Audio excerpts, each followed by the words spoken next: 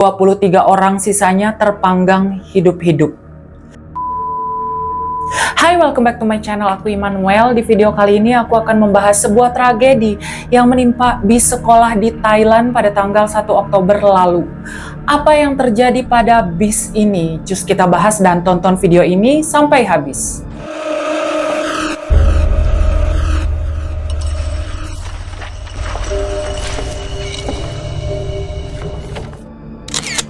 Pada tanggal 1 Oktober 2024, 3 rombongan bis dari sekolah Wat Khao Praya Sangkhram School yang merupakan sekolah umum di distrik Lansak, Provinsi Uthai Thani berangkat untuk melakukan perjalanan karya wisata 1 hari menuju ke Wat Prasi Sanpet di Provinsi Ayutthaya, sebuah kawasan bersejarah yang populer karena di sana banyak kuil-kuil yang bersejarah.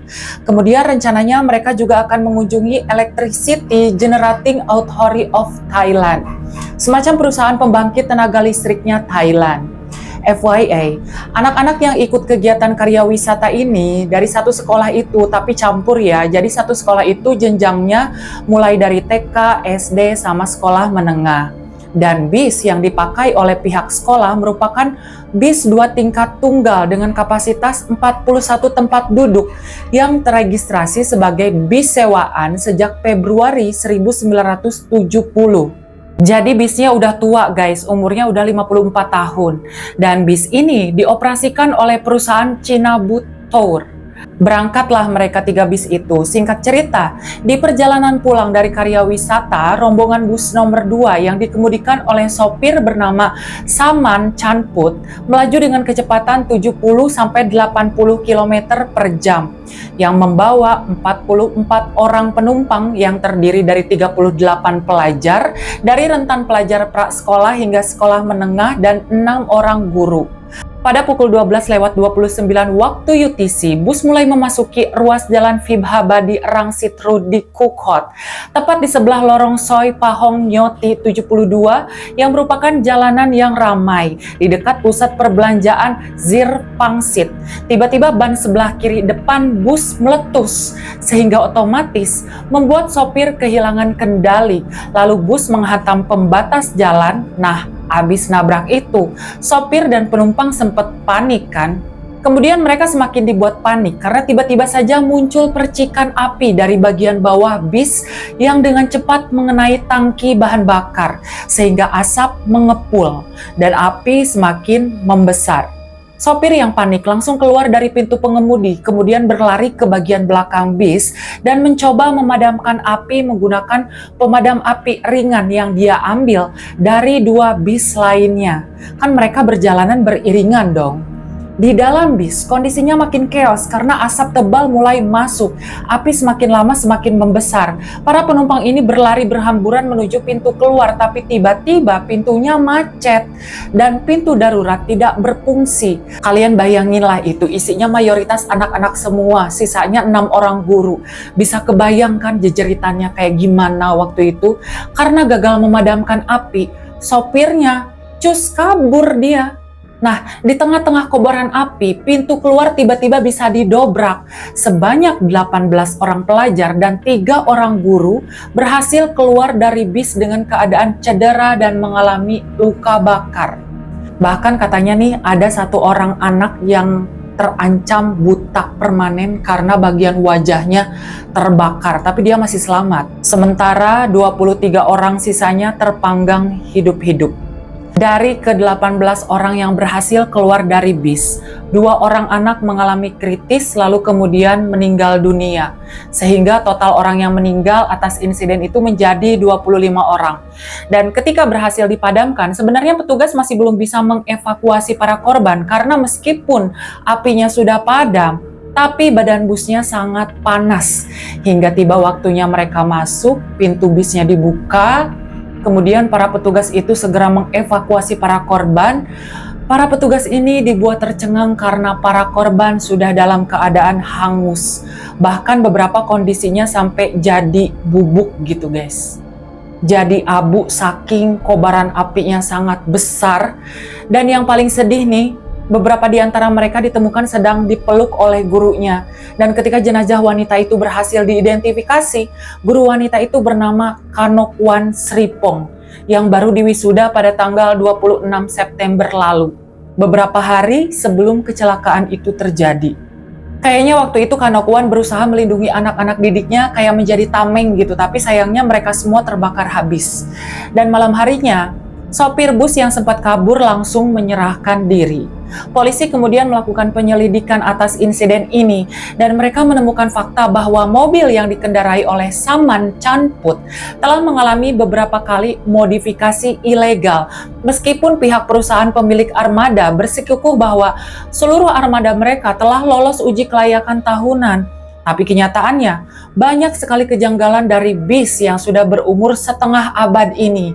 Pertama, bis yang rangka awalnya dibuat oleh pabrikan Isuzu dimodifikasi atau dibangun ulang menggunakan rangka Mercedes-Benz.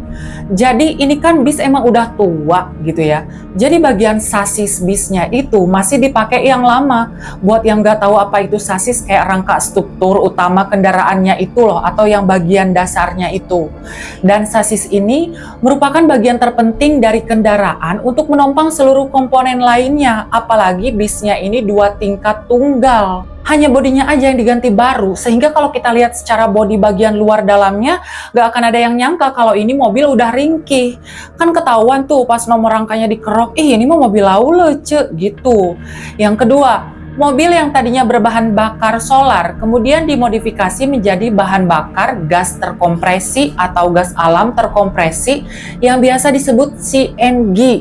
Dan memang pada umumnya bus kota menggunakan bahan bakar jenis ini karena bahan bakar jenis ini memang direkomendasikan untuk kendaraan yang mengangkut beban berat. Tapi kan di sini kasusnya bisnya dari awal pakainya solar, kemudian dikonversi jadi mesin diesel, sehingga pemilik armada bis harus menambah 5 tabung gas di bagian depan bis dan 6 tabung gas di bagian belakang. Dan hal ini jelas ilegal karena sesuai aturan bis hanya boleh pasang 6 tabung gas aja. Nah loh, tadi katanya pemilik armada menyatakan kalau bus ini telah lolos uji kelayakan. Jadi penambahan tabung gas sisanya itu dilakukan diam-diam setelah proses uji kelayakan. Pas lagi diuji tabungnya nggak ada nih, baru cuman ada 5. Nah pas udah lolos uji, baru deh tuh ditambahin sama si pemilik armadanya, jadi totalnya ada 11. Bus ini kan dimodifikasi dari bus lama, jadi bus bagus lagi kan. Nah, bodi bis yang dipasang ternyata lebih pendek dari bodi yang sebelumnya. Kenapa? Karena ada aturan baru di Thailand tentang batas aman ketinggian bis. Jadi daripada bisnya mangkrak, dibuat deh tuh jadi bis tingkat tunggal. Artinya bagian atasnya buat penumpang, bagian bawahnya itu dipendekin gitu, jadi nggak dipakai. Awalnya kan lantai 1 isinya kabin untuk penumpang doang dong. Nah di lantai 1 ini dibuat lebih pendek kan, diubah fungsinya jadi tempat menaruh 5 tabung gas yang barusan aku sebutin tadi. Kabin lantai 1 kan dipendekin, isinya tabung gas depan belakang. Nah penumpangnya itu naiknya ada di lantai 2. Sehingga setelah kecelakaan ini terjadi, polisi menyebut armada tersebut dengan istilah bom di atas roda. Make sense. Setelah menabrak pembatas jalan, pipa yang berasal dari salah satu tabung di bagian depan pecah. Sehingga ketika muncul sedikit saja percikan akibat mobil menabrak pembatas jalan, api langsung menyambar. Dan kenapa pintu utama dan pintu darurat tidak bisa dibuka? Ini kan bis 2 tingkat tunggal. Anak-anak itu kesulitan untuk mencapai pintu utama karena pintunya posisinya ada di bawah. Dan pada saat kejadian terjadi, pintu utama dan pintu darurat tiba-tiba macet. Istilahnya nih, salah satu bagian mobil bermasalah, semuanya ikut-ikutan malfunction.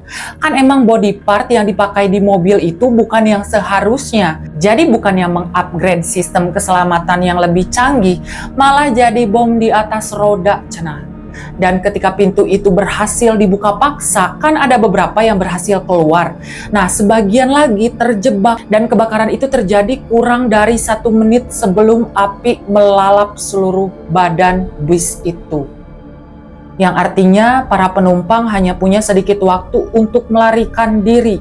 Dan ternyata setelah diselidiki, di dalam mobil itu tidak ada pemecah jendela darurat. Padahal itu benda kecil yang teramat sangat penting banget loh ada di bis. Ini flashback kayak tragedi Python tahun 2003 di Indonesia. Di dalam bisnya nggak ada alat pemecah kaca. Dan setelah tragedi ini, si pemilik armada Songwit Chinabot juga ikut ditangkap karena ketahuan pas 5 armada lainnya mau diperiksa. Dia mencoba untuk mengeluarkan tabung-tabung gas yang terpasang di armadanya. Dia dan sang sopir didakwa atas kelalaian yang menyebabkan kematian. Sedangkan tuntutan pidananya hingga hari ini, video ini tayang masih dipertimbangkan. Departemen Transportasi Darat Thailand melakukan inspeksi pada 13.000 bis umum swasta yang menggunakan CNG, kemudian diperiksa. Karena ternyata di Thailand banyak banget bis tua yang melakukan konversi dari solar ke mesin diesel. Dan banyak yang ilegal, Ternyata pas diperiksa hanya 5% dari 13.000 bis yang memenuhi standar. Kan panik ya kalau kita tiba-tiba pengen main ke Thailand terus naik bis, masa iya harus nanya, Pak ini mobil solar dikonversi ke diesel bukan sih, aman gak ya? Ya orang-orang pada pelongo lah. Departemen Transportasi Thailand menambahkan bahwa mereka akan meningkatkan pedoman keselamatan dengan mewajibkan pelatihan manajemen krisis untuk pengemudi dan inspeksi keselamatan setiap kali kendaraan tersebut akan digunakan oleh sekolah. Jadi nanti untuk kedepannya setiap bis yang akan digunakan untuk anak sekolah akan lebih diperketat lagi. FYI guys, Thailand itu nggak punya semacam lembaga pusat yang berfungsi sebagai pusat pengetahuan dan informasi keselamatan jalan bagi pemerintah untuk merumuskan strategi, terus kebijakan dan langkah-langkah penegakan hukum kayak Institut Penelitian Keselamatan Jalan punyanya Malaysia gitu. Maka dari itu, Suchat Viswansawat yang merupakan mantan Presiden Institut Teknik Thailand berencana untuk mengajukan rancangan undang-undang tentang keselamatan masyarakat ke parlemen untuk dipertimbangkan. Jadi kalau RUU ini udah dibentuk, nantinya Thailand akan membentuk sebuah komite khusus yang nantinya para ahli di dalamnya akan dikirim untuk bekerja sama dengan polisi jika hal-hal seperti kecelakaan tersebut terjadi. Habis kecelakaan ini ternyata mereka langsung banyak respon dari sana sini, salut sih sama Thailand. Dan pada tanggal 3 Oktober 2024 malam, Raja Thailand Maha Vajiralongkorn diwakili Kepala Dewan Penasehat Thailand dan para biksu Buddha mulai doa pemakaman resmi.